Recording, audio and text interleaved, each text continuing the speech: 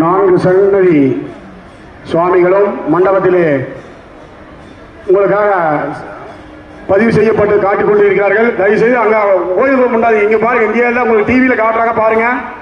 யாரும் கோயிலுக்குள்ள முன்னிட்டு போக வேண்டாம். ஒவ்வொருத்தர பாருங்க, இங்க முன்னாடி பாருங்க 4 சாமி ஒட்டுக்க தெரியுது. 4 சாமி டிவியில உங்களுக்கு ஒட்டுக்க தெரியுது. எல்லாம் அது பாருங்க.